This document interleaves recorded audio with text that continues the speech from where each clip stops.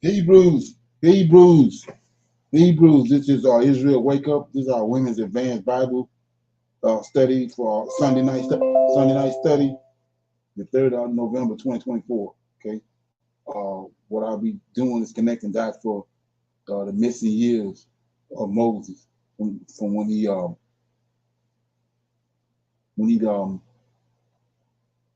left Egypt, when he fled Egypt until the time that he returned. Deal with those missing years. It's in the book of Joshua. Okay, go to our YouTube channel to Israel Wake Up. Check out our videos. We have over, I think, 70 or so videos that you can look at. Our video collection is growing. Okay, and our hours that we're on for this channel is Thursday nights from 7 to 9 Central Time. We have our Women's Advanced Bible Study, and then on Sundays at 5 Central Time, PM. Normally it's about an hour, a little over, hour and a half. But we hear every Thursday and Sunday. Okay, this is a non-Messianic channel. For those that don't know, we deal with the Tanakh and the Torah. Tanakh being the Old Testament, so-called Book of Remembrance, and the Torah is the first 5 books of the Old Testament that was given to Moses by our Redeemer, Lord of Hosts.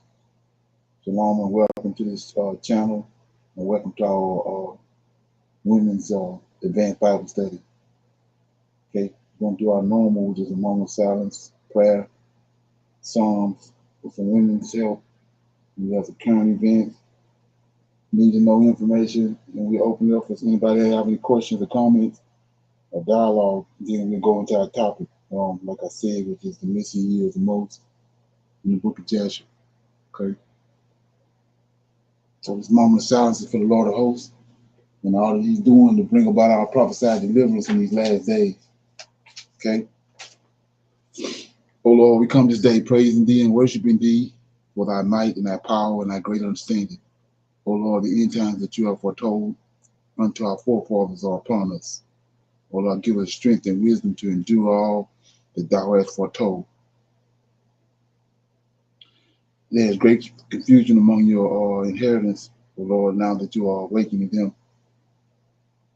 Oh Lord, we need you so very much in these latter days, and we will tarry and depend upon you, oh Lord, because there is none else besides you. You are our Redeemer and our Deliverer. Peace be unto you. Okay. So with that being said, I'll read the Psalms. Okay.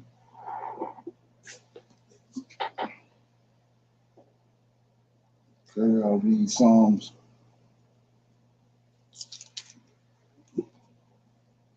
Chapter 3. I'll read Psalms 3. It's a Psalm of David when he was dealing with Absalom. Lord, how are thy increased? O Lord, how they increased that trouble me. Many are they that rise up against me. Many there be which say of my soul, there be no help for him in God. Selah, but thou, O Lord, art a shield for me, my glory, and the lifter up of my head. I cried unto the Lord with my voice, and he heard me out of his holy hill. Selah, I laid me down and slept. I awaked, for the Lord sustained me.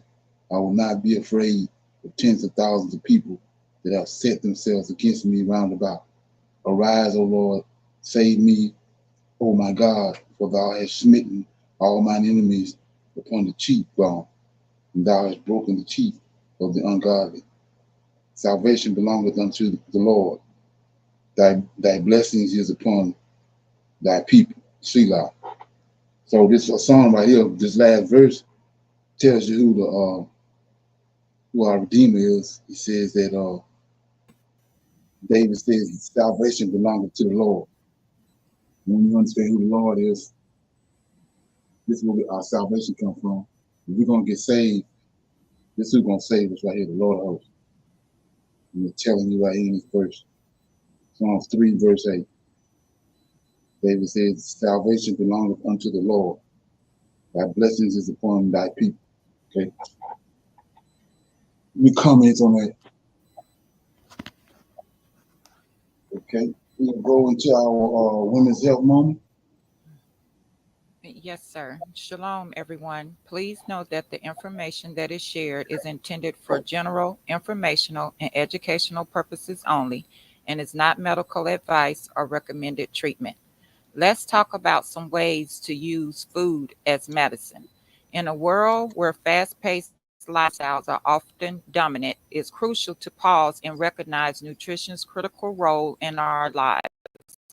The relationship between nutrition and well being is not just significant but essential. Food serves as a potent form of medicine, capable of disease prevention, boosting your immune system, and enhancing your overall quality of life. What you eat plays a crucial role in maintaining your well being. It might help to picture your body as a machine and how its fuel impacts its function. So, how can we embrace food as medicine? Here are a few tips. Include healthy fats. Remember your fruits and vegetables, which are rich in vitamins, minerals, and antioxidants that promote overall health. Mind your portions. Pay attention to portion sizes to avoid overeating and maintain a healthy weight. Use smaller plates and bowls and be mindful of fullness cues to prevent mindless snacking. Plan to prepare your meals on the go, such as having cut up fruits and vegetables, nuts, and seeds on hand when you get the munchies, and not having processed foods on hand that are unhealthy. Stay hydrated. Drink water throughout the day and stay hydrated and support bodily function. Excuse me. Aim for at least 8 glasses of water per day and consider incorporating hydrating foods like cucumbers and watermelons. Using food as a medicine is a powerful way to improve your health. By making small changes to your diet, you can take steps to prevent or manage chronic health conditions and live a longer, healthier life. Your diet is not only what you eat, it is what you watch, what you listen to, what you read, and the people you hang around. Be mindful of the things you put into your body emotionally, spiritually, and physically. I'm going to read Isaiah chapter 40, verse 31, the greatest of God's might. But they that wait upon the Lord shall renew their strength. They shall mount with wings as eagles. They shall run and not be weary, and they shall walk and not faint. Good health in every area starts with biblical principles. Take your directions from the one who fashioned and created you, the Lord of hosts. Always allow the Lord of hosts to be the source of your strength when it comes to trying to be healthy physically, emotionally, or spiritually. We cannot do it apart from him.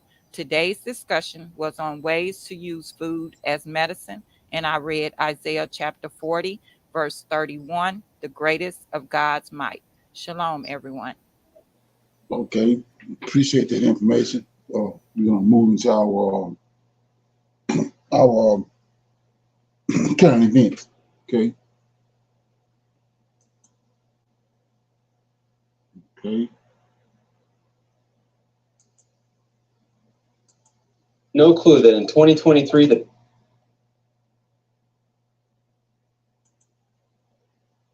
United States are now predicting the next outbreak, and it could come in 1 week. Today, I want to break down what's going on, why many doctors and healthcare professionals are extremely concerned about what's going to happen over the next week to 3 weeks. They are saying there will be an outbreak. We are going to see more flu cases, more COVID, more Mpox. Pneumonia is going to spread, RSV, everything. It is going to increase over the next 1 to 3 weeks because of one main reason. Now, I'm going to address this in today's video, so make sure you go ahead and stick around and watch this entire thing so you know exactly what is going on. Also, feel free to share this video with your friends and family so they too know what is happening as well. But all I ask is one other thing. It takes 2 seconds. Go ahead, hit that like button if you enjoy these daily updates. Now, let's begin.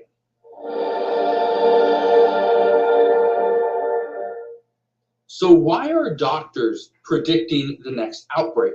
And why are they saying this is going to happen between the next 1 to potentially 3 weeks? Well, it has to do with one main thing, and that is the election here in the United States. According to healthcare professionals, this is something that we regularly see is after a massive event like an election or even a sporting event. We normally see there are a higher amount of cases, whether it's the flu, COVID, RSV, doesn't matter. There are higher case counts. But why? Well, according to healthcare professionals, they say the result of these outbreaks are because of larger gatherings. For instance, you go and you vote. You walk into your voting location, and all the different voting stations are pretty close to each other. Well, you're usually packed in there. And chances are, especially if you go on voting day, on election day itself on November 5th, well, there's a good chance you are going to be in there with dozens of other people. And all it takes is one person to get everybody else sick. Now, that's the first thing that doctors are saying. But they're also saying that it also comes after. Because think about this. The person that wins, the main person, the president, or you have a senator or whoever, they are likely going to hold some type of victory celebration. And people are going to come and they're going to celebrate them, and they're going to be thank their local constituents because of what they've done and voting for them. And well, guess what? There's a higher chance that if one person's sick, they'll get many others sick as well. And what about the person that ends up losing?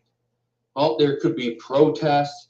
There could be a thank you party or something like that, where they pretty much just tell everyone, "Hey, thanks, we did our best, but somebody else beat us," right?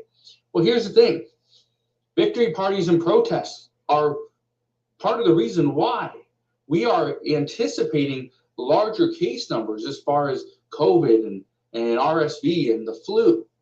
These are going to spread. Now, I want to be very clear on something. Does this mean we need to go and mask up? No. Does this mean everybody needs to rush out and go and get a shot? No, probably not. But it's really up to you. Here's the one thing I can tell you, and this is the one thing that we are seeing in some polling locations, where they're actually telling people that if you have a fever, right, if you have a cold, mask up. Some, and I saw a report on this just this morning, where one person looked very flush. They were sweating, and again, this isn't the time to be sweating, but it's colder months. But they were kind of sweating. Their skin was kind of flush, and they were told, "Come back another day. Can't vote today. Come back another day. We don't want to get everyone else sick." Now, I saw this on X this morning, and I thought this was interesting. The person never said where it was from or anything like that, but I thought it was interesting. They were turned away from voting simply because of their skin. They looked a little bit flush. Now, here's the one thing I want to leave you with. Doctors and healthcare professionals have been talking about different illnesses for some time. I don't know for sure if we are going to see something really come out of this. I just don't. I mean, all I can tell you right now is what we are being told, and that is that there's a higher than likely chance case counts are going to increase simply because it's getting colder. We are now coming to a massive event that's not just local to a specific area like the World Series. No, we're coming into a massive event, a presidential election that millions of people are going to partake in, are going to vote, are going to celebrate, are going to protest. Okay, any comments on that? So, Brother Leonard, when you looking at this, right, it's saying the amount of people that's going to be voting and what's going to be going on, when whoever wins the election and so forth, right? Saying, I guess, the gatherings from the celebration parties, right? So Right. look at the number of children that are in the classroom that's close to each other. When we go grocery shopping, the people that's still in these churches that's sitting side by side. So I think that they're again just trying to, put some scare tactics out there to keep people from, you know, going to vote. So they only allow so many people in there because there's only so many voting booths, right? Right. So you have Right. people constantly coming in and out. So if they're knowing that going to be happening, just like they're predicting something is going to happen, they got the police on alert, right? Then Right. you need to have whites there to wipe down the booths and so forth to keep the Right. germs from passing along. So it just sounds like again they're just trying to get the public in an uproar. Exactly. Trying to dictate the numbers. Right. Right. So Yes, let's sir. see what this saying says. Sounds like voting booths are contaminating with virus and everyone comes without illness. How they can catch the virus, and the virus is going to be states get different variants. That could be the case. I mean, they could use this election cycle as a way to start another pandemic. That could be an Right. option, but check it out. Keep an eye on it. Okay. So we got another one right here. Let me get this. We got another one right here. Okay, let's look at this. This is becoming a serious problem. Spending billions on a war halfway across the world, while our own citizens are suffering from homelessness, inflation, and the devastation of a hurricane. Thousands of Americans are grappling with the devastating aftermath of natural disasters like Hurricane Milton. Entire communities in Florida have been wiped out, families left homeless, and many are struggling without essential services. But in the midst of this crisis, one question lingers. Why is the U.S. government prioritizing foreign aid over our own domestic needs? The U.S. has committed billions of dollars in aid to foreign countries, most recently to Ukraine and Israel. This year alone, the military aid to Israel has reached a record-breaking $25.9 billion. It's part of a broader strategy to ensure the security of an ally in a volatile region. But at what cost? Add to that the billions already being sent to Ukraine, another conflict zone. Between January 24, 2022 and June 30th, 2024, the United States has provided around 114 billion US dollars of aid to the war effort in Ukraine. Yes, $114 billion. The allocation of American tax dollars has long been a contentious issue, with both Republican and Democratic administrations facing criticism for their spending priorities. Right here at home, the homelessness crisis is getting worse.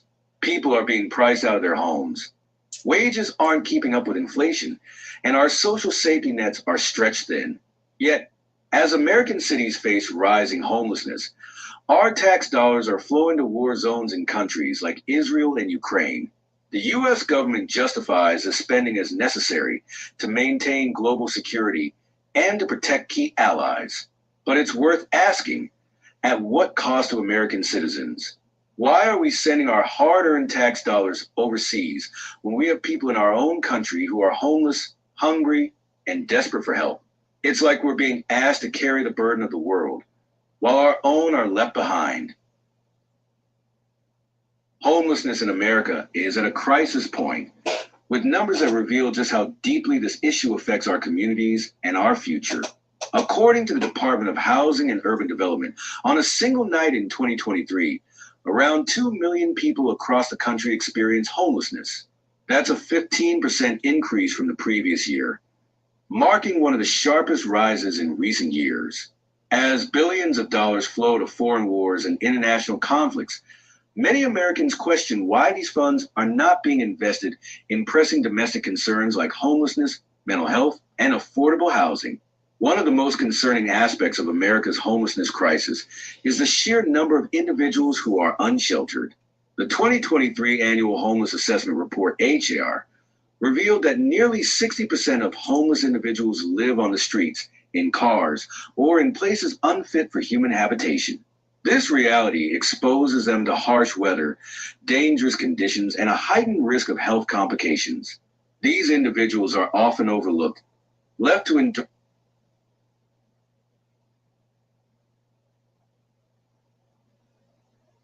Hello, everyone. My name is Adam.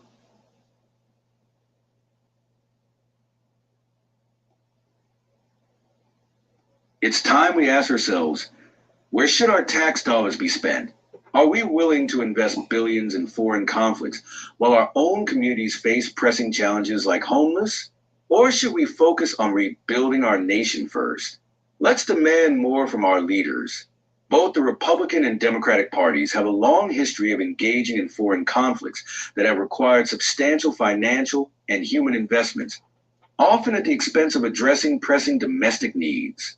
Over the past few decades, America's involvement in international conflicts has resulted in trillions of dollars spent on war efforts, raising important questions about the priorities of U.S. leadership and the utilization of taxpayer funds.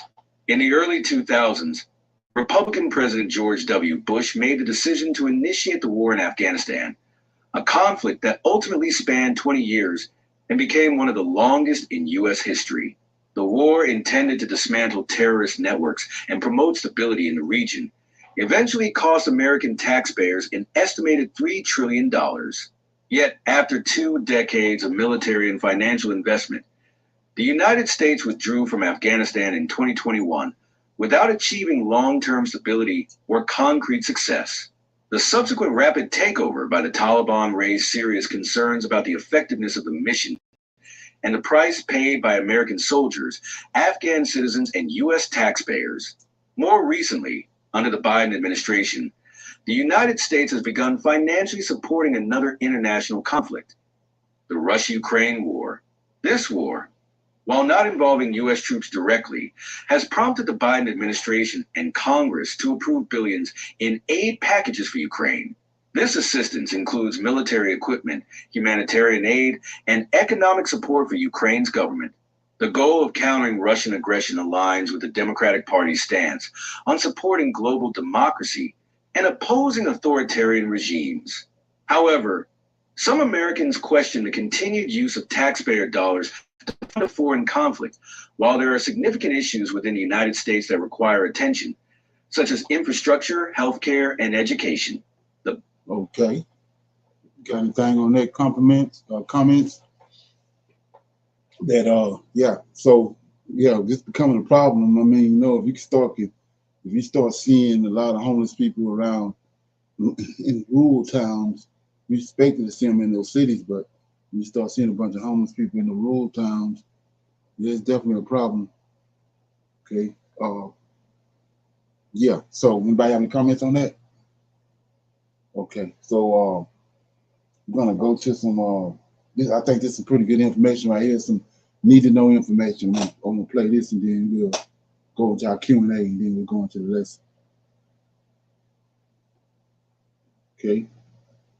Did you hear the National Guard's been deployed? They're expecting things to get a bit crazy. Gonna tell you the states that's rolling out reinforcements right now, and you won't believe this, it's already happening. We've already got states that are starting to ban the CVID or vax. Kind of knew that was coming. I'll be telling you what state's leading the parade on that. And another thing that's on everyone's mind, what's going to happen with this election. I've got some information that's going to help you track and get an idea if this state goes this way, this state goes that way, which way it's going to lean and how it's going to turn out. Also got a few things that you guys might want to know about, which is going to hinder the results. So much crazy information you guys should know today coming right up.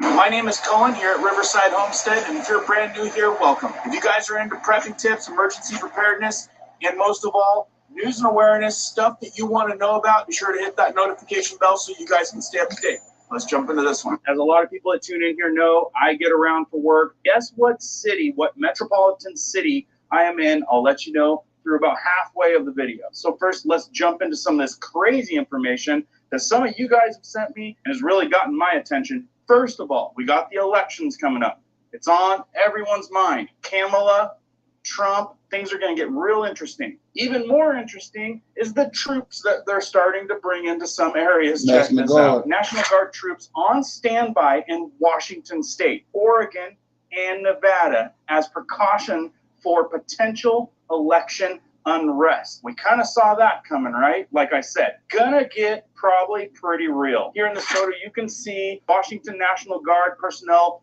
walking on the Washington State Capitol campus on January 20th of 2021. Ahead of potential civil unrest due to Tuesday's presidential election, the National Guard is on standby as a precaution in several states, including Washington State, Oregon, and where hundreds of ballots were damaged or destroyed. Have you guys seen that? I'm going to show you a little bit of what's going on. Destroyed after at least 3 ballot drop boxes were recently set afire, officials say. It begins tonight at 5 with new problems piling up for local election officials after a series of fires at drop boxes in Oregon and in our state.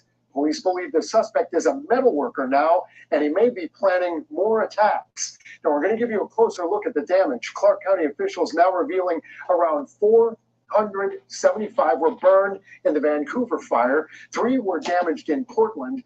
Now, the Associated Press is reporting that devices that burned those ballots carried, quote, free Gaza messages. Now, in eastern Washington, between 200 and 300 ballots, they are missing in Whitman County. The clerk says they never made it to voters. Did you hear about this? Hundreds of ballots destroyed in Washington State and Oregon after police say ballot boxes were intentionally set on fire.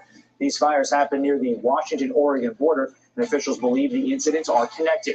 Now, both states working together to track down those responsible.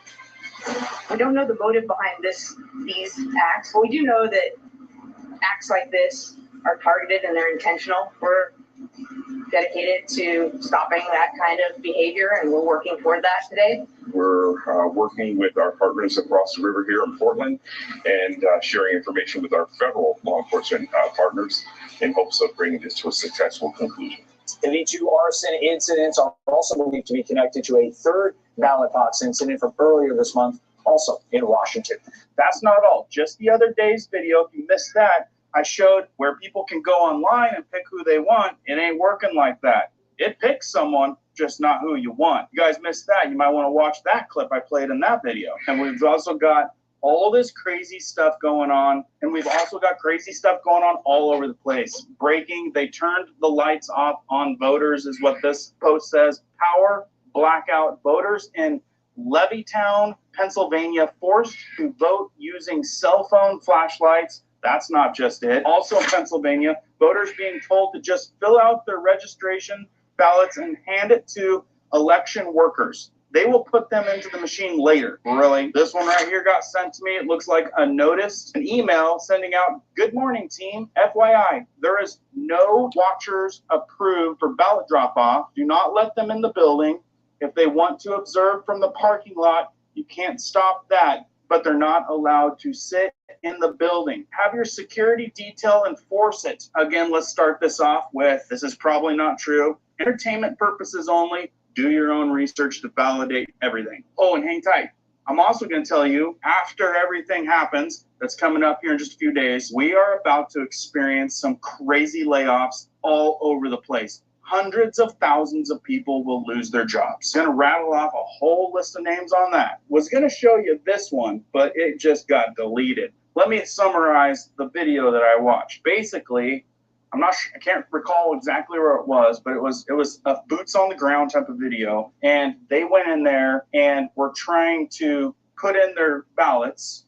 And the policemen were standing there and they said that they weren't allowed in because they were overly worked and it closed at 4:30. So this was about they got there before 4:30 and wanted to proceed to get in line and put in their vote. Well, they were asked to leave. Here's the kicker. They closed down the line at 1:45 p.m. is what she said. And that's what he said, the police officer in this video that I watched, and stated that it was because they were overworked. They were going to have to shut it down at 1:45 so that they could be done by 4:30. So this is why I'm saying this time around is going to get pretty crazy. Okay, only a couple other things I want to go over. One, the states that are refusing the old, you know what, poker. And then I want to go over a slew of companies that are planning on doing absolutely gargantuous layoffs after this whole thing is done. A lot of us were waiting for this to happen because it's already happening in other countries, and I've covered that in some other videos. But check this out, folks. Idaho Health Department, and this is coming from the Daily Beast from MSN.com. Idaho Health Department is the first to ban giving COVID-19 vaccines. And this story is by William Billencourt. I know you're going to want a little bit more information, so let me read just the first paragraph. A regional public health department in Idaho has outright banned the jabs. The Associated Press reported on Friday the Southwest District of the Health Department Board, which governs 6 counties along the Idaho-Oregon border, voted 4-3 against the recommendations of the district's medical director, Dr. Perry Jensen. In quotes, our request of the board is that we would be able to carry and offer those vaccines, recognizing that we will always have these discussions about risks and benefits, Jensen said in the meeting this month. This is not a blind, everybody gets a shot approach. This is a thoughtful approach. The ban appears to be the first such instance of the U.S. governmental body blocking inoculations. The AP noted, vaxxer misinformation has been proliferated not only at the local and state levels, but also nationally by the likes of Robert F. Kennedy Jr. and Donald Trumpsker and transition team co-chair Howard Lutnick. And then at the bottom of the article, it says you can go to the Associated Press and read more about this. Again, this came out 23 hours ago from filming this video. Now, like I said, I'm not claiming anything, entertainment purposes only, and I am just reading a headline that was put out by the Daily Beast on MSN.com. And I'm sure if you look into this, this could be validated. So, bosses, don't shoot the messenger. Okay, now let me tell you about all these layoffs that we might be seeing coming down the pipe, which is going to affect so many people. And then right after that, let me tell you guys, I'm going to watch this little news clip that's going to give you guys an idea of how you can project who's going to win the race based off of a couple states going this way or that way. That way, as things are rolling in, you know which way it's headed. Oh yeah, you guys wanted to know where I'm at. Check it out. I am actually in the big city of San Juan.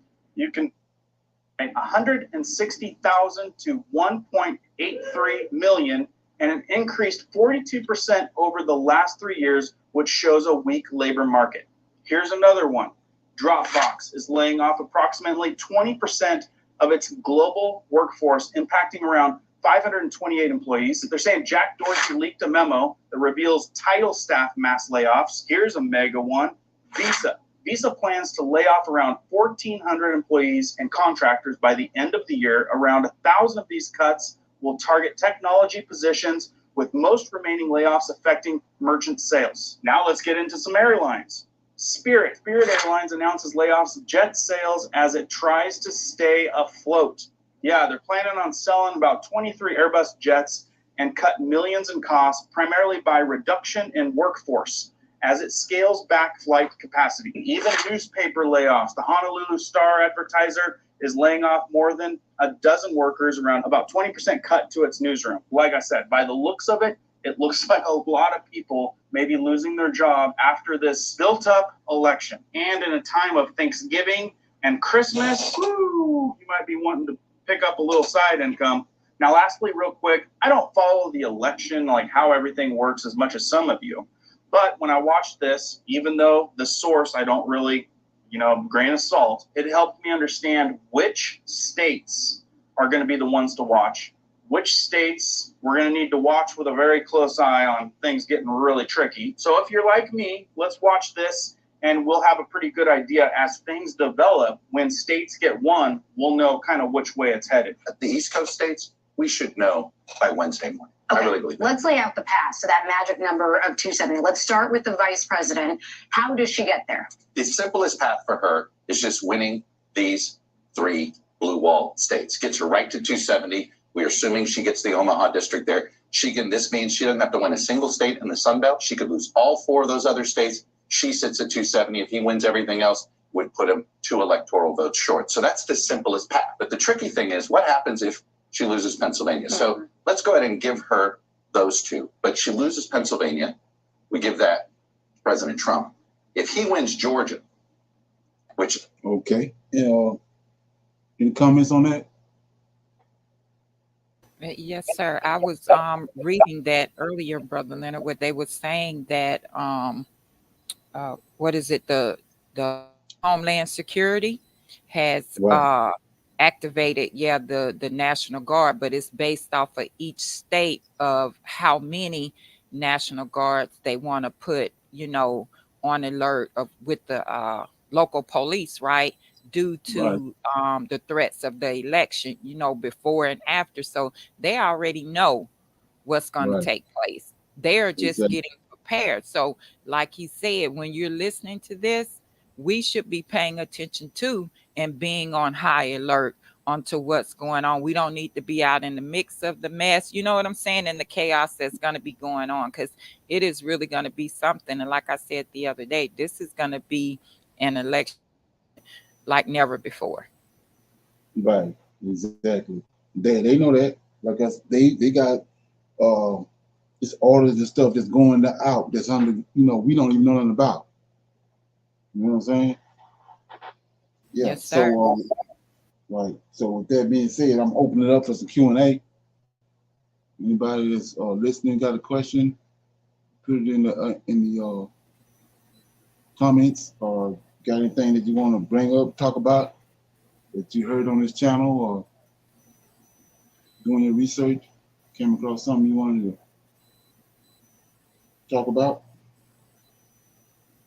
Okay. I just wanted to mention a video that I saw that someone had posted of it was in Mount Pleasant, and the only Mount Pleasant I know is in South Carolina. I don't know if there's another Mount Pleasant, but someone was filming, they was having a Halloween parade, right?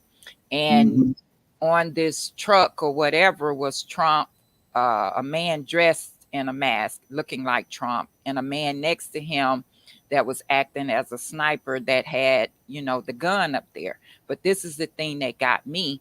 Behind them was a woman that looked like Harris, and they had her chained to the back of the truck. Right. And it's a big stink about that. Yeah, it is. Because that says a lot right there. The people that was over this parade, whatever they call them, the parade committee, that's what I'm going to call them, that allowed this to enter into the parade, that's telling you something. That's what I mean by we got to be alert and pay attention to our surroundings and the cities that we live in. Oh, yeah, exactly. Yeah, I've been noticing down here where I'm at is a lot of, like I was saying, blue collar guys in these gun shops. All of this, like I noticed especially this last week just passed. You see them, they be packed in there.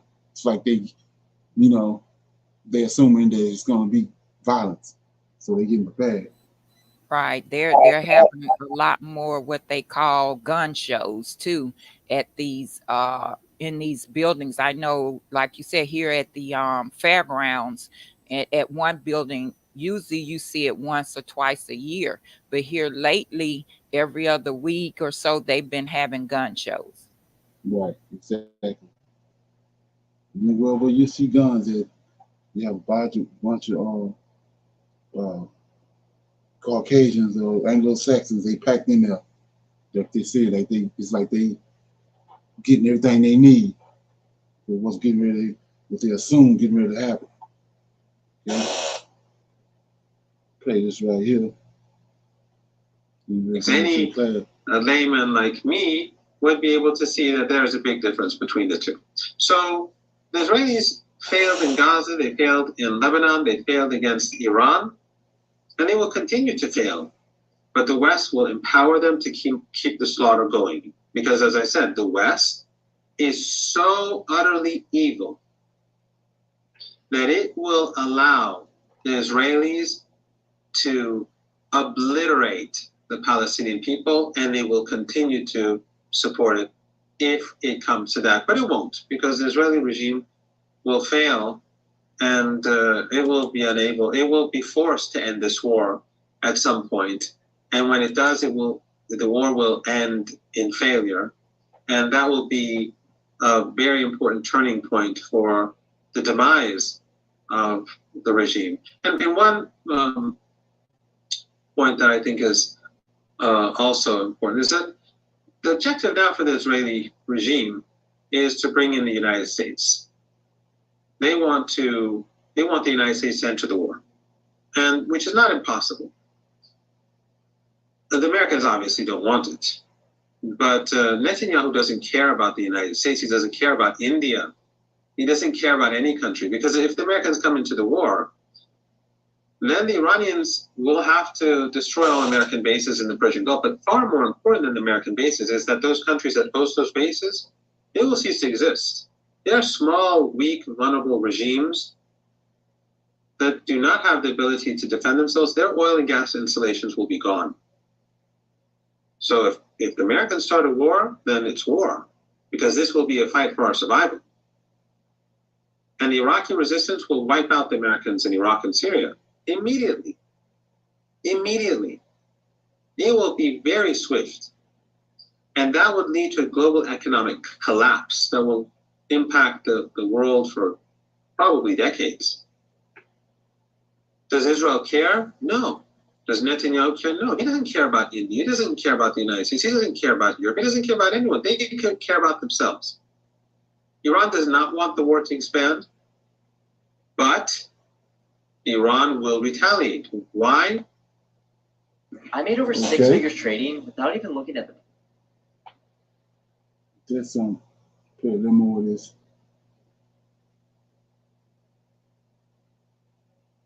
Doesn't retaliate and create deterrence, the regime will just do it again, because the Americans and the Europeans will enable them to do it. They enable them to carry out Holocaust.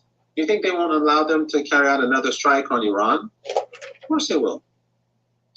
The West will give them whatever they need. So Iran has to create deterrence. Iran has to slap down Netanyahu because the West won't yank hard on his leash.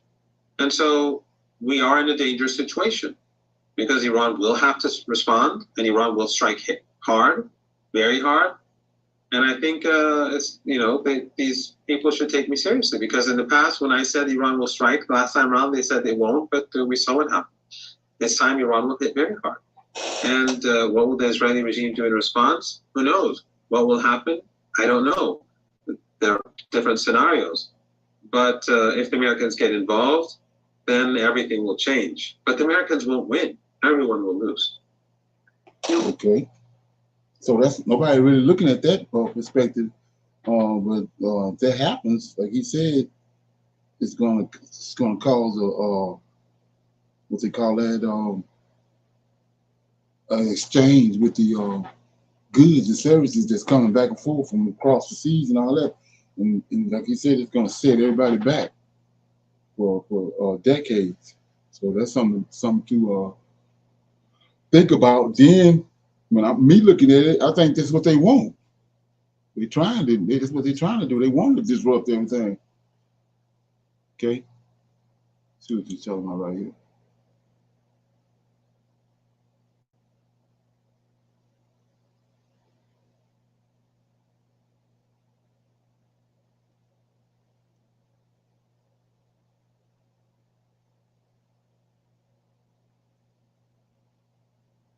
Okay. Yes, okay. Anybody, you got anything else on that? Okay. We go to our class, right? What's in the topic inside the class is, like I said, I'll be revealing the things that happened to Moses after he fled Egypt, right? We're gonna go into that. I think it's important.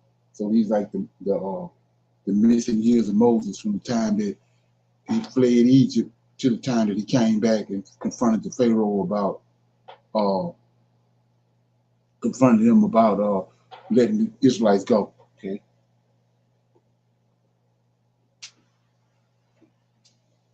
It's got a few revelations in there too, but we'll deal with it. It's Joshua chapter 74 where I'm gonna start. I'm reading chapter 74, 75, and 76. Okay. So I'm in the book of Joshua, chapter 74. It says, in the end years died Saul, king of Edom, and Baal Canaan, the son of Achbor, reigned in his place. In the 17th year of his reign, Moses. In the 17th year of the reign of Moses over Cush. So yeah, let that in front of me. Moses reigned over Cush.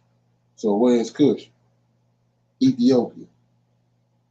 So if you're trying to figure out that the people that's over there in Ethiopia, Israelites, nah, they ain't Israelites, right? It says right here, Moses reigned over Cush, and Baal Chanan, the son of Achbor, reigned in the land of Edom over the children of Edom for 38 years. In his days, Moab rebelled against the power of Edom, having been under Edom since the days of Hadad, the son of Bedad, who smote them and Midian and brought Moab under subjection to Edom.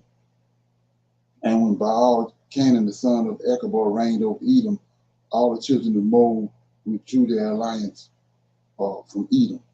And Angus, king of Africa, died in those days, and I can't pronounce his name. Azrubal, his son, reigned in his stead. And in those days died Janus, king of the children of Chechen. Okay, that's the Romans, right? And they buried him in his temple, which he had built for himself in the plains of Canopia for a resident. And Latinus reigned in his stead. And in the 22nd year of the reign of Moses over the children of Cush, Latinus reigned over the children of Chechen 45 years. And he also built for himself a great and mighty tower, and he built therein an elegant temple for his residence to conduct his government as well as the custom. In the 3rd year of his reign, he caused a proclamation to be made to all his skillful men. So notice this, in the 3rd year of his reign, he caused a proclamation to be made to all his skillful men who made many ships for him. And Latinus assembled all his forces, and they came in ships, and they went therein to fight with Ashurbanipal, son of Angus, king of Africa.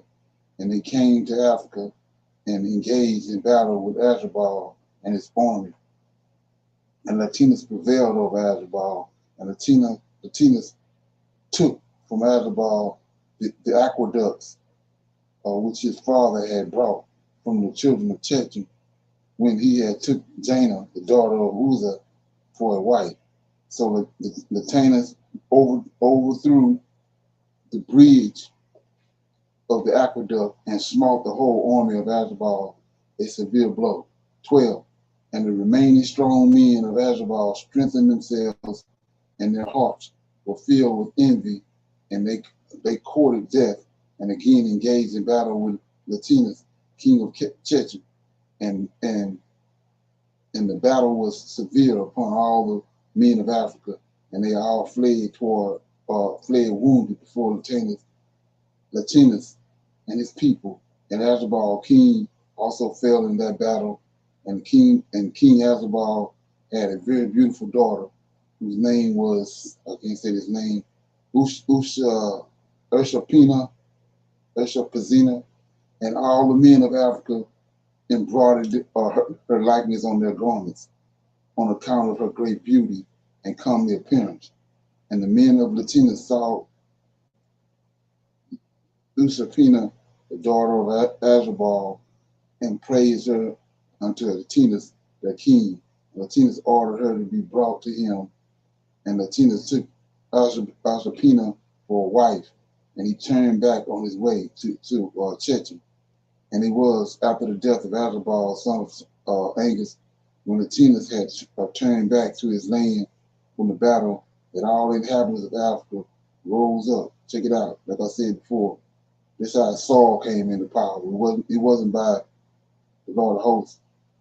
It was by the people. So the same thing right here. So what they doing, they did what the Gentiles do, like what we doing right now.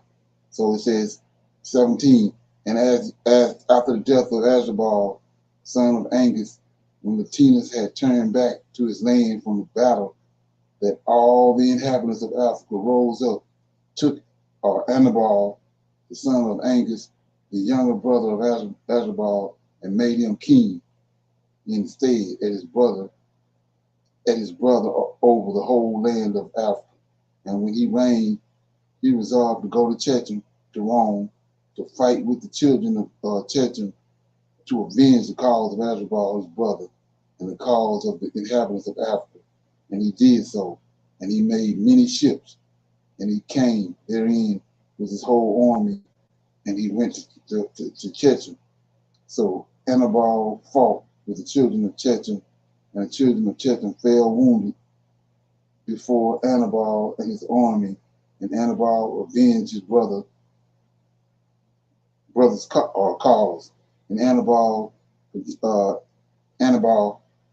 continued the war for 18 years with the children of Chechem, and Anabal dwelt in the land of Chechem, right? Okay, a long time. And Anabal smote the children of Chechem very severely, and he slew their great men and princes, and of the rest of the people he smote about 80,000 men.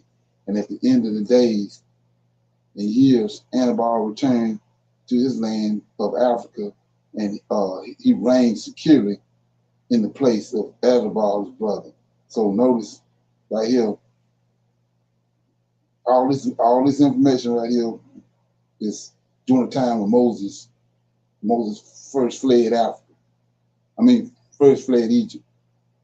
And Moses is reigning down in Cush when he fled Egypt. They heard about his prowess and his name. He had a name for himself.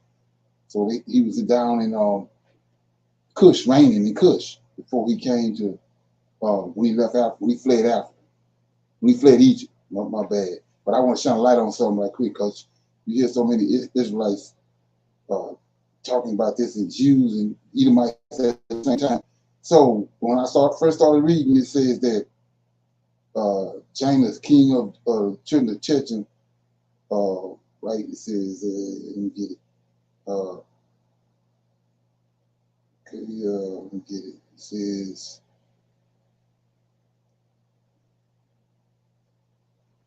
get it. Yeah, verse 10. Say this, Latinus assembled all his forces, right? And they came in ships. Well, I'll go back up to 9. In the 3rd year of his reign, this over Chechem, Latinus, he called a proclamation, a commandment, to be made to all his skillful men who made many ships. See that? Many ships for him. And then verse 10, Latinus assembled all his forces, and they came in ships, and they went therein to fight with Azabal, the son of Angus, king of Africa, and they came to Africa and engaged in battle with him. So that's one. So they making all kind of ships, and they went to Africa and they engaged in battle. And then you get over here to let me get it. Okay, let me see. Yeah, this guy right here, verse 17. And it was after the death of Azabal, son of Angus, when Latinus had turned back to his land from the battle, that all inhabitants of Africa, check it out, all inhabitants of Africa rose up and took Anabal, the son of Angus, the younger brother of Azarel, and made him king instead of his brother over the whole land of Africa, right? So all this going on in Africa. 18. And when he reigned, he resolved to go to Chechem to fight with the children of Chechem to avenge the cause of Azarel, his brother, and the cause of the inhabitants of Africa. And he did so. Then 19, and he made many ships. He made many ships, and he came therein with his whole army, and he went to Chechem. So we got this guy over here. Latina's making thousands and thousands of ships to go to Africa and fight. Then we got this guy, Anabal, he making all kind of ships. So that's my point. So the Negro was saying that where the ships said for the transatlantic slave trade is. Well, where these ships at? Okay, let that firm make. Your opposition is that the transatlantic slave trade didn't happen because you don't see none of the ships. Well, where are all these damn ships? Okay, let that firm make. So anyway, we keep going. Anybody have any questions on chapter 74? Okay. No, sir. Right. So I'm in Joshua chapter 75. And at that time, this is where it get heated at right here. Joshua 75. At that time, in the 118th year of the Israelites going down into Egypt. So this is my thing right here. I want to show you too. I showed you over in that the Most High made a proclamation, a commandment, or prophecy, however you want to call it, that Jeremiah made it. Through Jeremiah, he said that the Israelites was going to go into captivity for 70 years in Babylon, and then he's going to deliver them. Let's look at that right quick. So if you go to, so you got to look at once he made the proclamation, you got a count started. You got to count to 70 years. So if you go to Ezekiel, right? Because Ezekiel was he went with that first wave of Israelites that Nebuchadnezzar took to Babylon. And so that's when the count started, right? Let's look at it. And the count is predicated off of David's seed, the king, right? That they took to Babylon. Let's get it.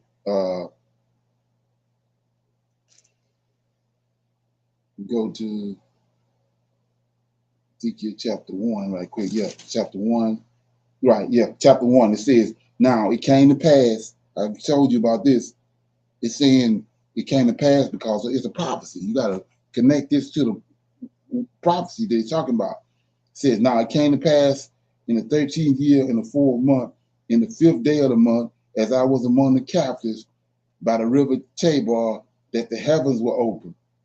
And I saw a vision. Now here you go. You got to keep, remember Jeremiah and told them they're going to go to Babylon for 70 years. Somebody got to be counting the 70 years, right? So in the 5th, chapter 2, verse 1, in the 5th day of the month, which was the 5th year of King Jehoiakim, that's David's seed right here. This is when the count started. Jehoiakim captivity. See that? So he's telling you, in the 5th day of the 4th month, which was the 5th year, so there's 5 years into the count, 70 years right here, the 5th year of Jehoiakim's captivity. The word of the Lord came expressly unto Ezekiel. So that's what the count. The count is predicated off of when Jehoiakim was taken by Nebuchadnezzar to Babylon, right? So let me give you one more place to show you that the count. That's 5 years, right? Let's go to 2 Kings. Notice how they got these books all twisted all up. So we in. I'm thinking the 1 Kings 25, if I'm not mistaken. Okay, go to 25, must be 2 Kings. 2 Kings, let me see. Get it.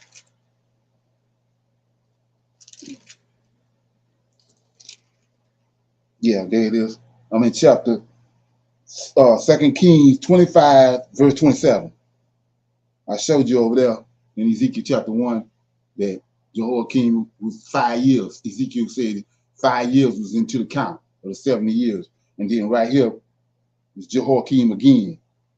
It says Jehoiakim restored. So he restored and honored in Babylon. Now he's going to tell you the years. 27. This is 2 Kings 25, verse 27.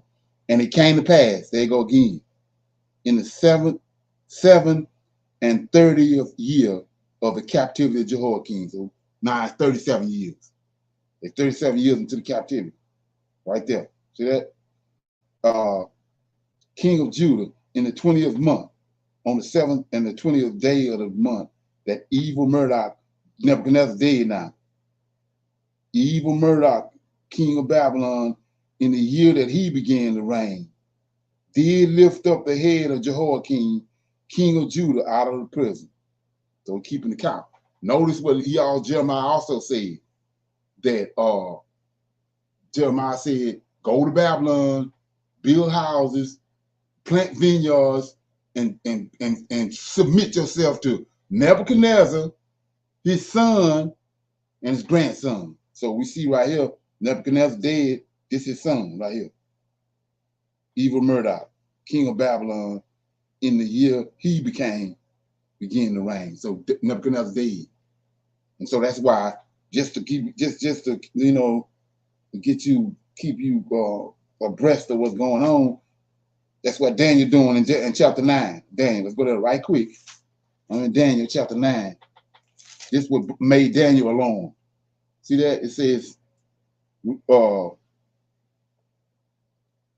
chapter 9. Now, Nebuchadnezzar dead, his grandson dead, and his son and his grandson dead. 7 years up. So Daniel alone, because look at what happened right here. Daniel 9:1. In the first year of Darius, see that? The key. Nebuchadnezzar, the Babylonian kingdom is gone. The Medes and Persians in. So Daniel alone, he says, in the first year of Darius, the son of Ahaz, of the seeds of the Medes. See that? The Medes in the place now.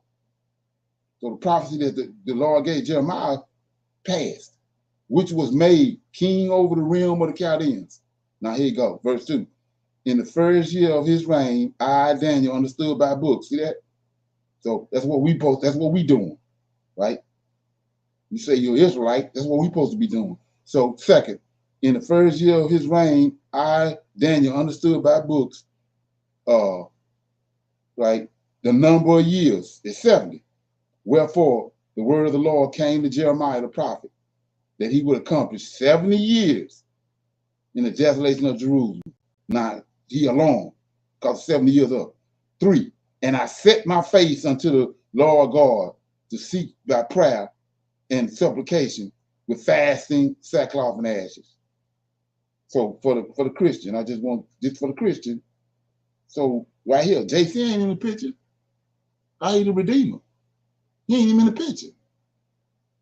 So look at this, what he says. I set my face unto the Lord God. Why the Lord God? Because that's our Redeemer. He set his face to the Lord God to seek by prayer and supplication with fasting and sackcloth. See how crazy that is? You can't, ain't no JC. So you saying all this time right here, the Israelites didn't have no Redeemer until he came? No, right here. He go to the Redeemer. Daniel says in verse 3, 9 and 3, I set my face unto the Lord God, Michael, to seek by prayer and supplication with fasting and sackcloth and ashes. So I read all that to show you this. Like I say, who knows that? But anyway, let's go back over here to Jasher. So these Negroes talking about the 400 years in America. So he gave Daniel prophecy. I mean, he gave Abraham prophecy in Daniel in Genesis chapter 15 that they was gonna go. It's a dead cat on the line. He they didn't tamper with their years, but he said 400 years, and they taking those verses in Genesis chapter 15, saying that that's applied to the 400 years here in America. Well, here you go. Like I just showed you, there's a count got to start somewhere. If it's America, then where the count is? So we in Jasher, chapter 75. At that time, in the 100, Same thing they're doing over there in Ezekiel. At that time, in the 180th year of the Israelites going down into Egypt, that's the count. See that? He counting the 400 years. Not over here. He says, at that time, in the 180th year, that's 180 years into the 400 years. Right? So watch this. In the time, in the 180th year of the Israelites going down into Egypt, there went forth from Egypt valiant men. Check it out. 30,000 on foot. From the children of Israel, who were all from the tribe of Joseph. They all from the tribe of Joseph. The children of Ephraim, the son of Joseph. Now, verse 2. For they said, go back what I just showed you about the 70 years. For they said the period was completed. See that? Which the Lord had appointed. See that? To the children of Israel in times old. Look at this. Which he had spoken to Abraham. So there go the prophecy in Genesis 15. See that? So they're 180 years into the prophecy. You can flip, dip, and do whatever you want. But here it is right here. So he says, you're going to be there for, they're already there for 180 years. And Ephraim decided to leave before the 400 years is up. All right here. So he says, verse 2, they said, the period was completed which the Lord had appointed to the children of Israel in times old, which he had spoken to Abraham. Come on. You say you got a 5th grade education, you ought to be able to see this. So 3. And these men girded themselves, and they put each man his sword at his side, every man his armor upon him, and they trusted their strength. Check out what happened. They trusted their strength, and they went out together from Egypt with a mighty hand. But they brought no provisions for the road, only silver and gold, not even bread. For that day did they bring in their hands, for they thought. Check it out now. You got today people saying that they want to do it on their own. They want to fight. They want to go and fight. They think they got to fight. They're going to go fight and deliver themselves. That's what Joseph did right here. Look what happened. Said, so they brought no provisions for the road. This is verse 4. Joshua 74 and 4. 75 and 4. But they brought no provisions for the road, only silver and gold, not even bread. For that day, they bring in their hands, but they thought of getting their provisions for pay from the Philistines, and if not, they would take it by force. Now here you go. 5. And these men were very mighty and valiant men. One man could pursue 1,000, and 2 could rout 10,000. So they trusted. Look at this. Ain't this what the giants did? Right? Thinking like a Gentile. So they trusted in their strength. See that? Not the Lord of hosts. They trusted in their strength, and they went together as they were. And they directed their course toward the land of Gath. And they went down and found the shepherds of Gath feeding the cattle of the children of Gath, right? Let's keep going. And they said to the shepherds, give us some of the sheep for pay, that ye may eat. For we are hungry, for we have eaten no bread this day. And the shepherds said, are they our sheep or cattle that we should give them to you, even for pay? So the children of Ephraim approached to take them by force. See that? They don't need the Most High. They don't need the Lord of hosts. They're going to take it by force, right? 9. And the shepherds of Gath shouted over them that their cry was heard at a distance. So all the children of Gath went out to them. And when the children of Gath saw that the evil doings of the children of Ephraim, read it again, when the children of Gath saw the evil doings, see that? Evil doings of the children of Ephraim, they returned and assembled the men of Gath, and they put each man his armor and came forth to the children of Ephraim for battle. Now check it out. 11. And they engaged with them in the valley of Gath, and that battle was severe, and they smote from each other a great many on that day. And on the second day, the children of Gath sent to all their cities of the Philistines that they should come to their help, saying, come up unto us and help us that we may smite the children of Ephraim, who have come forth from Egypt to take our cattle and to fight against us without cause. Now, the souls of the children of Ephraim were exhausted with hunger and thirst, for they had eaten no bread for 3 days. And 40,000 men went forth from the cities of the Philistines to the assistance of the men of Gath. And these men were engaged in battle with the children of Ephraim. And look at this. And the Lord, look at this. And the Lord delivered the children of Ephraim into the hands of the Philistines. See that? And they smote the children of Ephraim, all who had gone forth from Egypt. None were remaining, but 10 men who had ran away from the engagement. See that?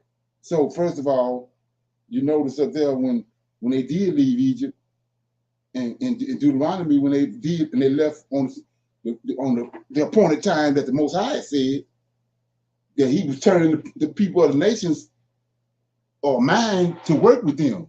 But right here, they left 220 years earlier than they supposed to left. And so when they come up to the people to get something to eat, the Most High turning the people's spirit against them. That's how He worked. That's why He said, I'm going to deliver you. He said shit about we going to deliver ourselves. He said, He going to deliver us. So we're going to make that same mistake again that they just made right here. I'll read verse 16 again. And they smote all the children of Ephraim, all who had gone forth from Egypt. See that? Smote them.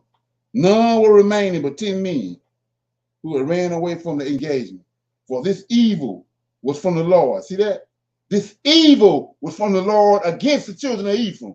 For they transgressed the word of the Lord in going forth from Egypt before the period had arrived, which the Lord had in those days of old had appointed to Israel. Take you right to Genesis chapter 18. I mean Genesis chapter 15. What He told Moses, Abraham. Now verse 18. And of the Philistines also there fell a great many, about 20,000 men, and their brethren carried them and buried them in their cities. And the slain of the children of Ephraim remained forsaken. And check it out. Go back to Ezekiel 38, Ezekiel 37. Just let this frame. So 19. And the slain of the children of Ephraim, right? These are almighty men, right? The slain of the children of Ephraim remained forsaken in the valley of Gath for many days and years, and were not buried. Here you go. And the valley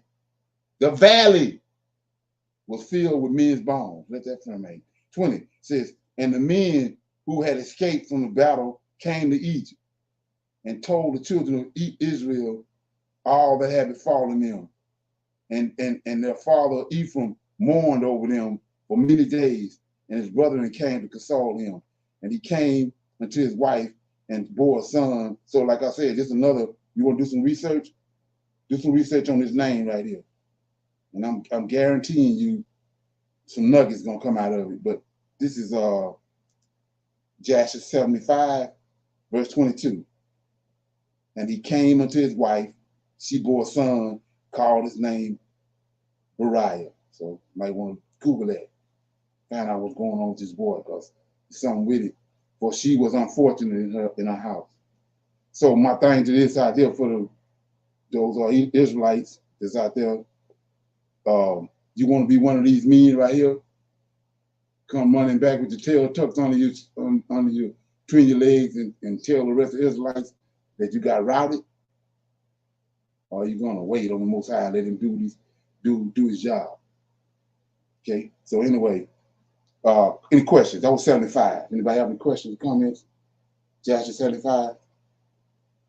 Shalom. I just have a comment. I mentioned that when I was reading the women's health, right?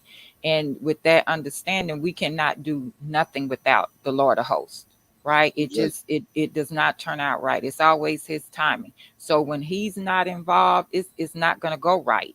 That's just simple understanding, you know. Right. Yes, sir. And it's about Him. It's about Him being glorified. So if you do it, that's like I was saying about you got some people that have good intentions. Now they catch fire and they get into the scriptures, they find out who they are, they start reading all that, and then you wanna find some kind of way to get tens of millions of dollars like the lotto or something. That ain't gonna happen because he ain't gonna be glorified if you get all the money and send all the Israelites back to Africa.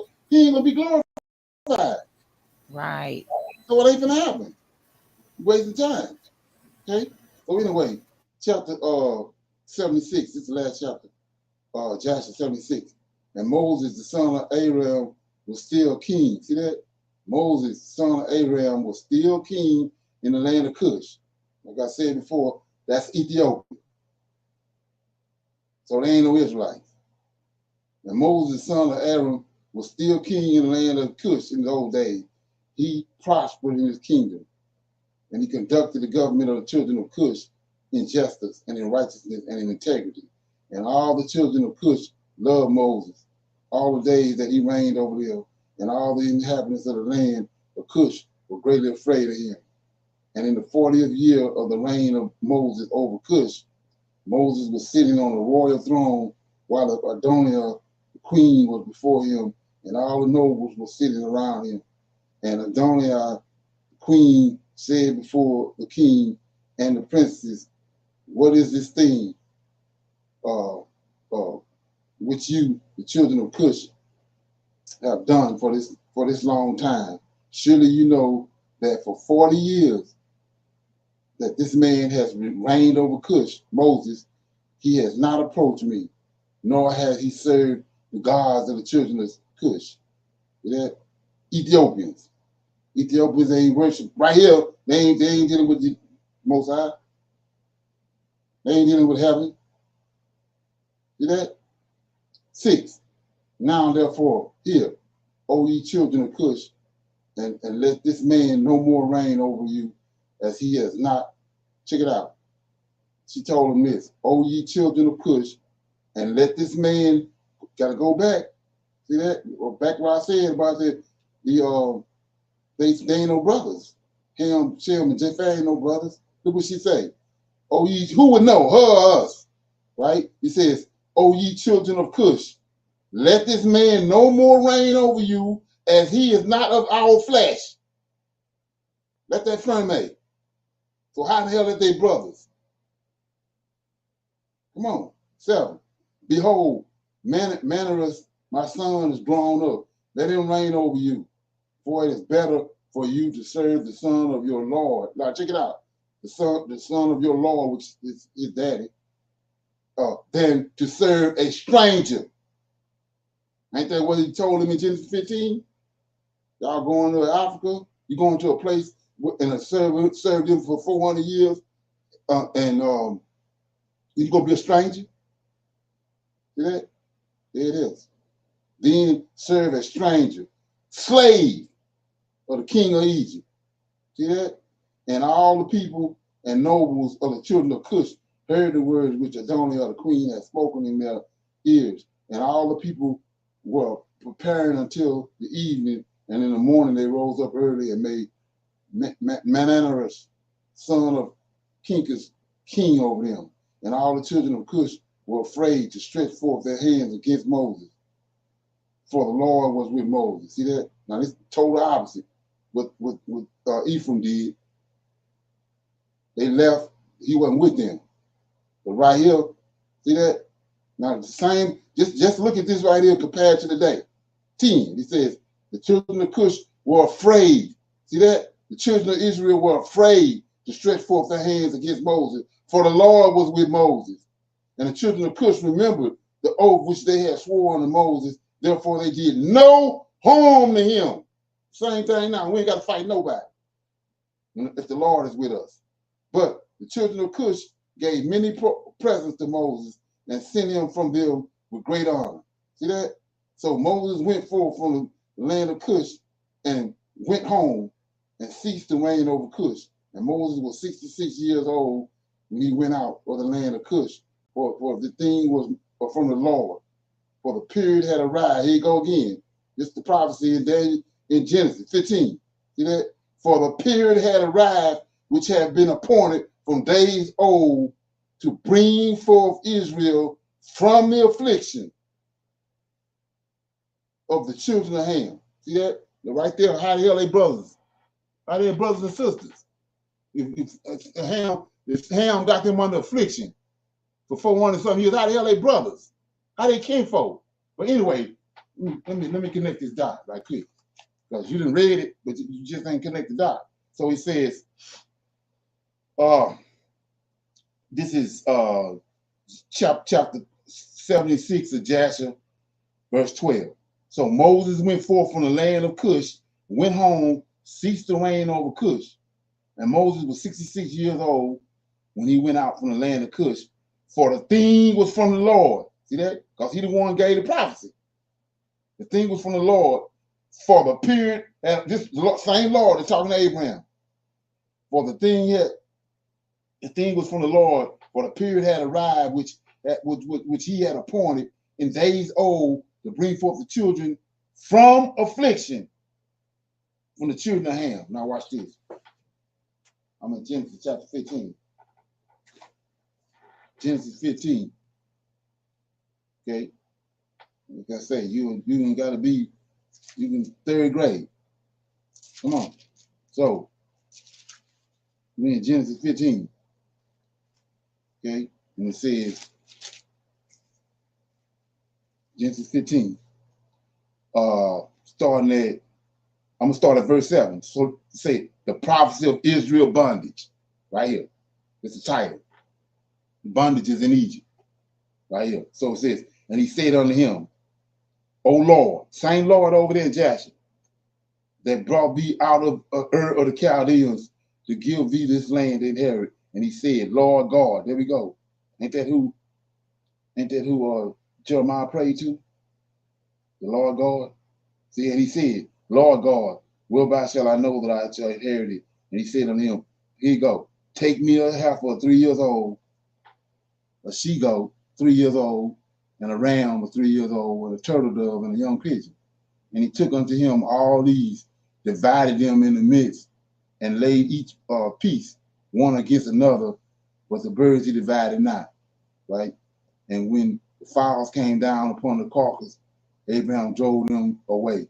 And when the sun was going down, a deep sleep fell upon Abram, and lo, a horror of great darkness fell upon him. So he saw what was going to happen in Egypt.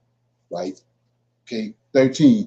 And he said unto Abram, know of a surety that thy seed shall be a stranger in a land that is not theirs, and they shall serve them, and they shall afflict. There it is. See that? They shall afflict them 400 years. And that's what I just read. Let me read it again. I'm in Jasher, chapter 76, right? Verse 12. So Moses went forth from the land of Cush, and he went home, ceased to reign over Cush. And Moses was 66 years old when he went out from the land of Cush. For the thing was from the Lord, the same one Abraham was sacrificing to. For a period had arrived which he had appointed in those days of old to bring forth Israel from the affliction. They go to affliction of the children of Ham, not the Americans. Children of Ham. See that? So Moses went to Midian. Now he in Midian. He was afraid to return to Egypt on account of the Pharaoh, and he went and sat at a well of water in Midian. Here you go. And the 7 daughters of Raul, see that? 7 daughters of Raul, Midianite, went out to feed their father's flocks. And they came to the well and drew water to water their father's flocks. So the shepherds of Midian came and drove them away, and Moses rose up to help them and water the flock. And they came home to their father Raul, and he told them what Moses did for them. And they said, an Egyptian, see that? Man has delivered us from the hands of the shepherds. He drew up water for us and watered his flock. And Raul said to his daughters, and where is he? Wherefore have you left the man? And Raul sent for him, fetched him, and brought him home, and he ate bread with him.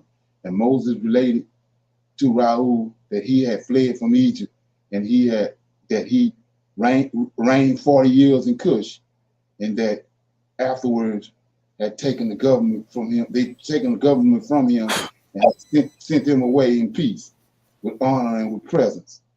And when Raoul had heard the words of Moses, Raoul said within himself, I will put this man into the prison house, whereby shall I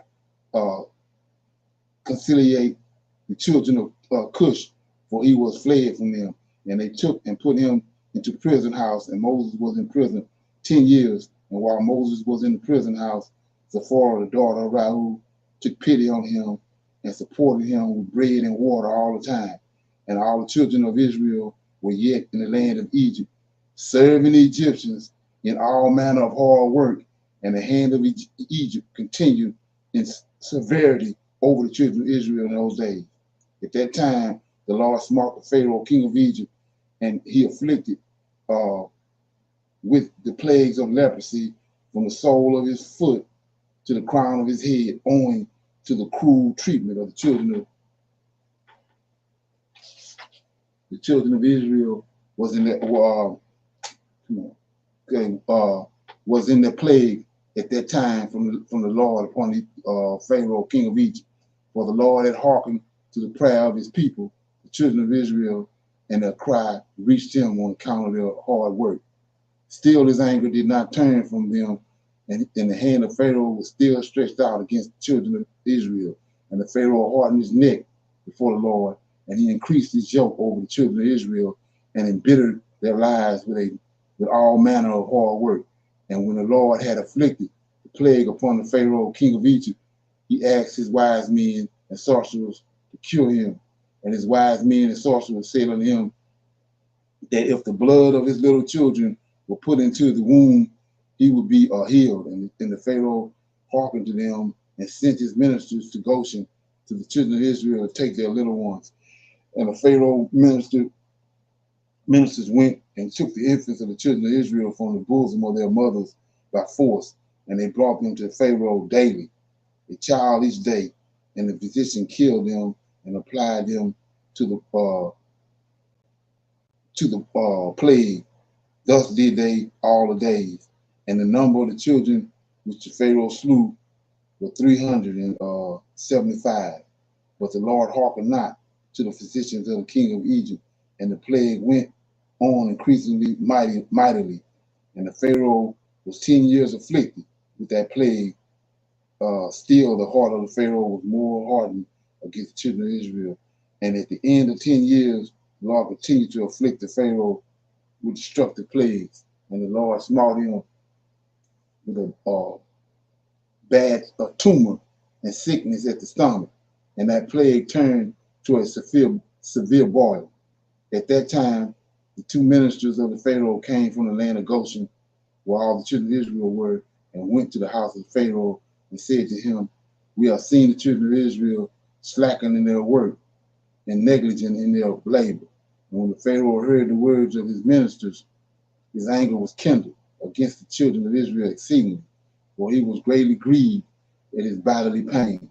And he answered and said, now that the children of Israel know that I am ill, they turn and scoff at us. Now therefore harness my chariot for me, and I will betake myself to Goshen, and I will see the scoff of the children of Israel with which they are deriving me. So the servants harnessed the chariot for him, and he took and made him ride upon a horse, for he was not able to ride of himself. And he took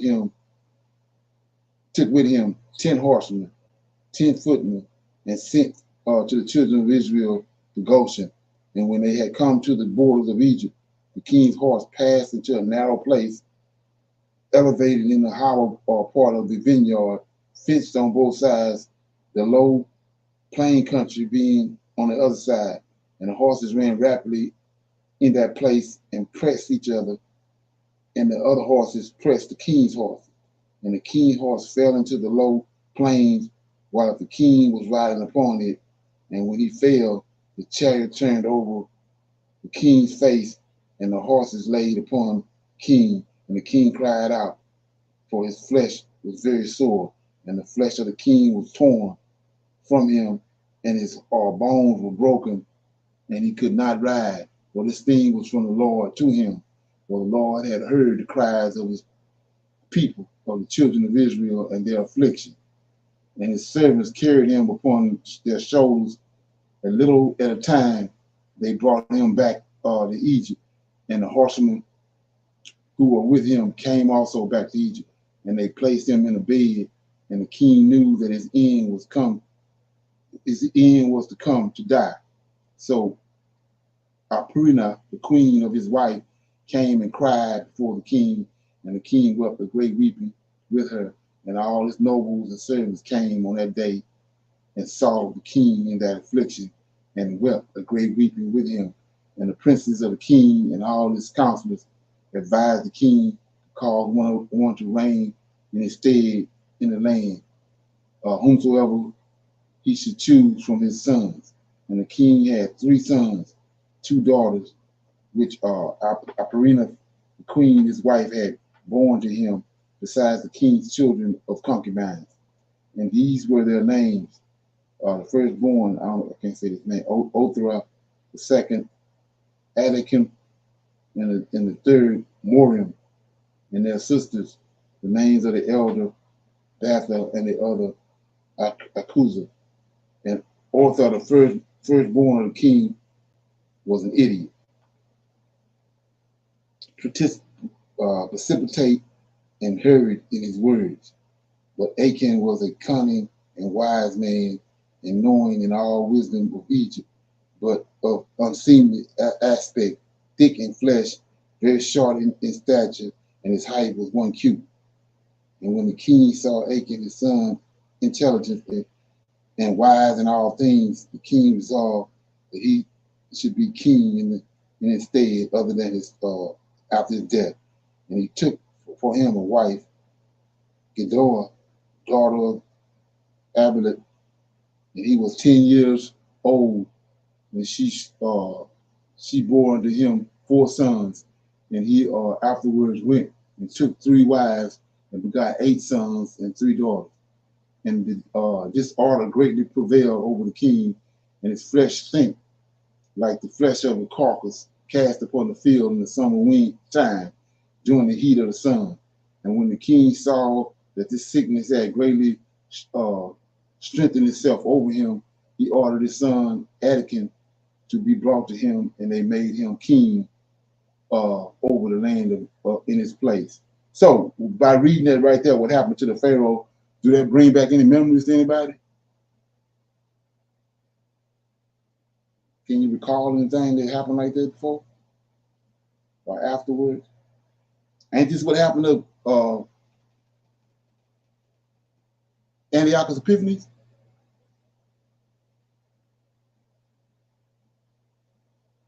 Yeah, okay, it's the same thing happened to Antiochus Epiphanes. So it says 59, and at the end of 3 years, the king died in shame, disgrace, disgust, and his servants carried him and buried him in the sepulchre of the kings of Egypt in Zoan, Mezarine. But they embalmed him not, as was usual with kings, for his flesh was putrid, and they could not approach to embalm him on account of the stench. So they buried him in haste. For this evil was from the Lord to him, for the Lord had requited him evil for evil, which in his days he had done to Israel. 62, and he died with terror and with shame, and his son Adakim reigned in his place. Any comments? Questions? The Lord of hosts he know how to do you. Okay.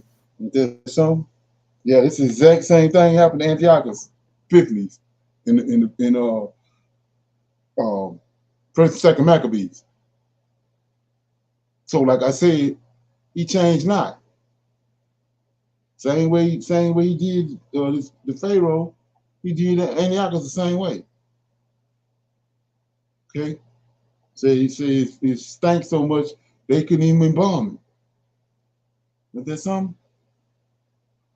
So, that was Jasher chapter 74, 75, and 76, in case you want to Go back and read it, do a recap or whatever. Okay. If nobody don't have anything else, we're gonna close out right here. Okay. I'm gonna say shalom, shalom, and another shalom. I see everybody on Tuesday night for our Israelites Advanced Bible Study. Okay. Shalom. Shalom, everyone.